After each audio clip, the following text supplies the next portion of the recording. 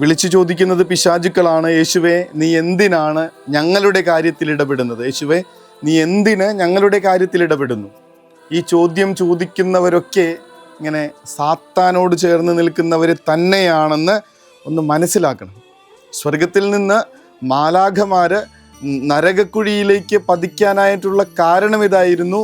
ദൈവത്തിൻ്റെ പരമാധികാരത്തിന് തങ്ങളെ തന്നെ വിട്ടുകൊടുക്കാനായി മനസ്സില്ലാതെ പോയതുകൊണ്ട് മാത്രം. മാലാഖമാര് ഇനി സ്വർഗത്തിൽ നിന്ന് താഴെ വീഴാനായിട്ടുണ്ടായ അതേ കാരണം ഇന്ന് നമ്മുടെ ഓരോരുത്തരുടെയും ജീവിതങ്ങളെ തകർക്കുന്നുണ്ടോ എന്ന് ഒന്ന് ആലോചിച്ച് നോക്കണം. എന്തൊക്കെ വലിയ നരകക്കുഴിയിലേക്കാണ്, തിന്മകളിലേക്കാണ് നമ്മളൊക്കെ പതിച്ചിരിക്കുന്നതെന്ന് ആലോചിച്ച് നോക്കണം. എൻ്റെ കർത്താവിൻ്റെ അധികാരത്തിന് വിധേയപ്പെടാനും വിട്ടുകൊടുക്കാനും പറ്റാതെ പോയതുകൊണ്ട്. വചനം നമ്മളെ ഓർമ്മപ്പെടുത്തുന്ന കാര്യമാണ്.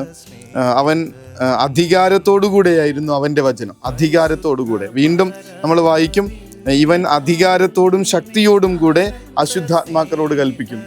ഈ അധികാരത്തിലേക്ക് നമ്മളെ, നമ്മുടെ കുടുംബത്തെ ചേർത്ത് വെച്ചിട്ടുണ്ടോ എന്ന് ആലോചിച്ച് നോക്കണം.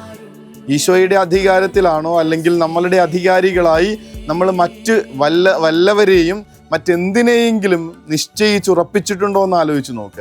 കുടുംബത്തിൽ നിന്നിങ്ങനെ എടുത്തു മാറ്റേണ്ട പലരുടെയും പരമാധികാരങ്ങളുണ്ടെന്നേ.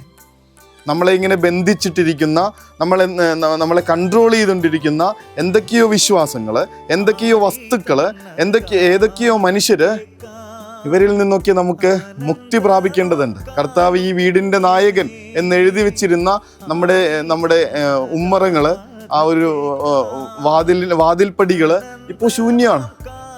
അവിടെ ഇങ്ങനെ പലവിധ ഡിസൈനുകൾ കൊണ്ട് നിറഞ്ഞിട്ടുണ്ട്.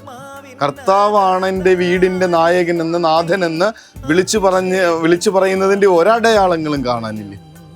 കർത്താവിനെ അല്ലാതെ മറ്റാരുടെയൊക്കെയോ അധികാരത്തിന് കീഴിലേക്ക് നമ്മളെ തന്നെ ഇങ്ങനെ സമർപ്പിച്ചു കൊടുത്തത് കൊണ്ട് തന്നെ ജീവിതം വല്ലാതെ പ്രയാസപ്പെട്ട് നമ്മൾ മുന്നോട്ട് കൊണ്ടുപോകുന്നു. അറിയുന്നില്ലെന്നേ ഉള്ളൂ.